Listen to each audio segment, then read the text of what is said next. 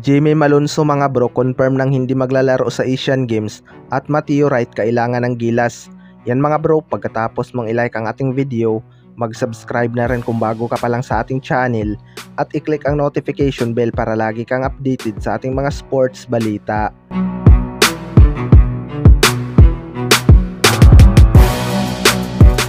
So noong FIBA World Cup nga mga bro ay wala talaga tayong shooter sa labas maliban kay Jordan Clarkson at RR Pugoy. Kilala nga natin itong sistema ni Coach Tim Con ngayon na more on passing at hinahanap talaga nila ang mga open shooters. Kaya number 1 nga na gustong makuha ni CTC itong long range sniper na si Mikey Williams.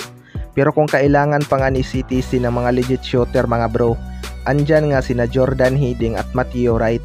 Itong si Jordan Hiddink nga mga bro ay may iniinda nga daw itong back injury kaya hindi na imbitahan sa World Cup, pero sana ay makuha ito sa Asian Games kapag available. Sunod naman ay itong si Mateo Wright mga bro. Marami ngang nagsasabi na inconsistent na ito sa PBA pero nagamit nga ulit ito ng husto sa Japan B-League at tumaas ulit ang kanyang kumpiyansa. Shooting guard o small forward nga ang bagay dito kay Mateo Wright mga bro at may dipinsa din itong kasama. Gusto pa din talaga nitong magserbisyo sa ating national team na Gilas Pilipinas. Hindi lang talaga nila ito naimbitahan dahil na rin sa loaded na pool ng Gilas. Pero isa pa rin ito sa mga threats sa labas. Sa kabilang banda naman mga bro, Jimmy Malonzo confirm na hindi maglalaro sa Asian Games. Isa nga itong si Jimmy Malonzo sa mga inaabangan ngayong Asian Games na mag-shine para sa ating national team. Sa nakaraang window nga ay nagpakita talaga ito ng mga magagandang highlights na kinatuwa ng mga Gilas fans. Paborito nga itong abangan sa international game mga bro dahil sa pagiging athletic nito.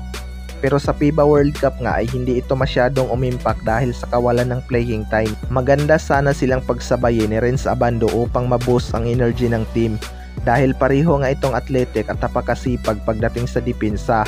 Pero kontra South Sudan nga mga bro, hindi nga maganda ang pagkakabagsak ni Jimmy Malonzo kaya hindi ito nakapaglaro kontra China. Ayon nga sa report ay kumpirmadong hindi ito maglalaro sa Asian Games upang makarecover ng maaga dahil nalalapit na rin magsimula ang ating pambansang liga na PBA. Alam naman natin na isa ito sa mga pinaka-importanting player ni Coach Tim Con, kaya posibleng walang Jimmy Malonzo ngayong Asian Games. Pagkakataon na din ito ng ibang player na mag-step up at magpakitang gilas. Hindi din 100% sure na makakapaglaro itong si Justin Brownlee bilang naturalized player ng ating national team ngayon. Pero kung makarecover naman na ito sa kanyang injury mga bro, walang duda ito talaga ang kukunin ni Coach Tim Con over Ange Kwame dahil may mga big man naman na tayo. Kayo mga bro, ano masasabi nyo tungkol dito?